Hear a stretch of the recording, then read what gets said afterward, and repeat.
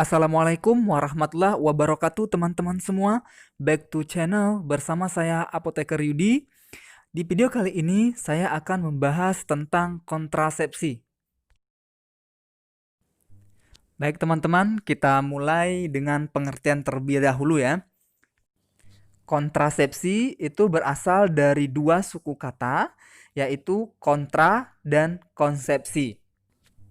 Yang mana kontra artinya mencegah atau menghalangi, sedangkan konsepsi artinya pembuahan atau pertemuan antara sel telur dengan sperma. Jadi, kontrasepsi dapat diartikan sebagai suatu cara untuk mencegah terjadinya kehamilan sebagai akibat pertemuan antara sel telur dengan sperma. Di kalangan ibu-ibu, kontrasepsi ini lebih dikenal dengan istilah KB.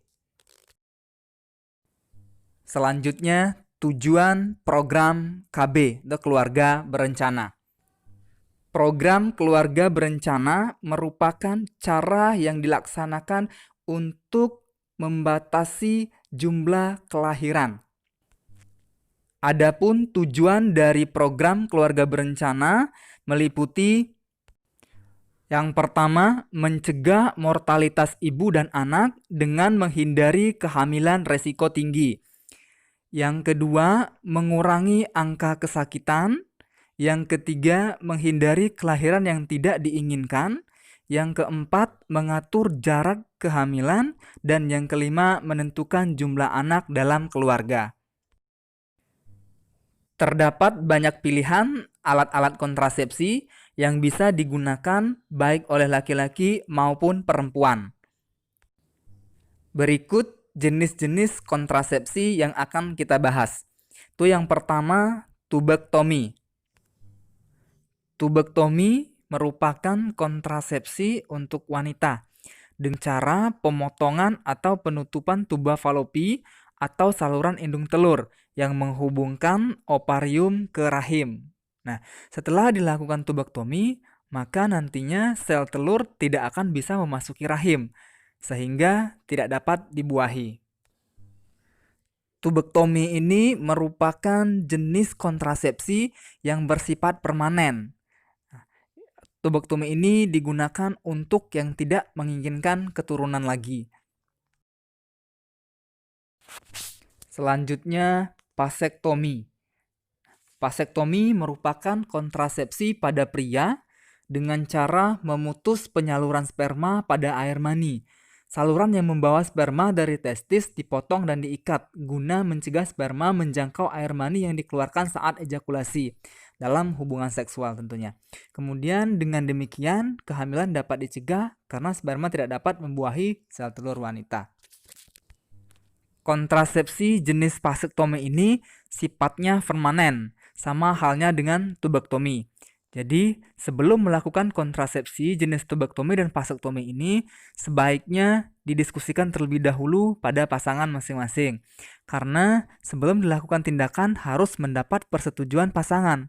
Keduanya menandatangani surat persetujuan untuk dilakukan tindakan vasektomi ataupun tubektomi.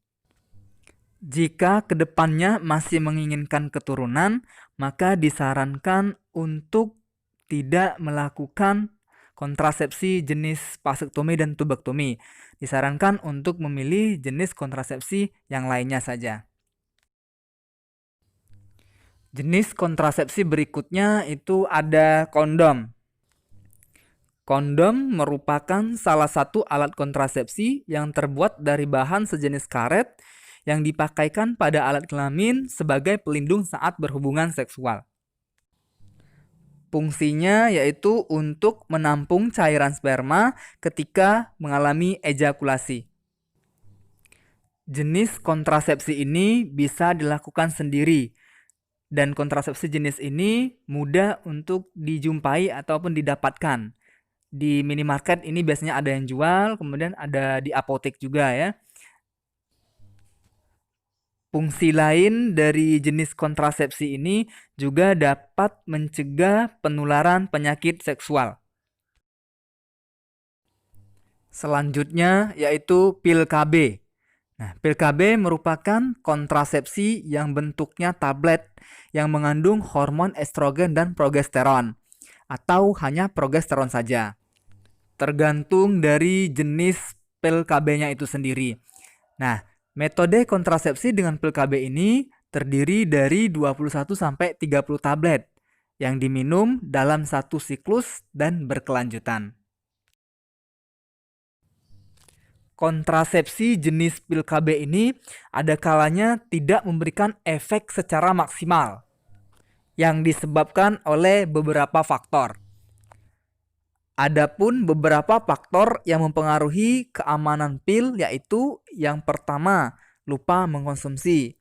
Yang kedua, gangguan saluran pencernaan seperti diare dan muntah. Kemudian yang ketiga, disebabkan oleh pengaruh obat lain, misalnya obat fenobarbital, penitoin, dan rifampicin.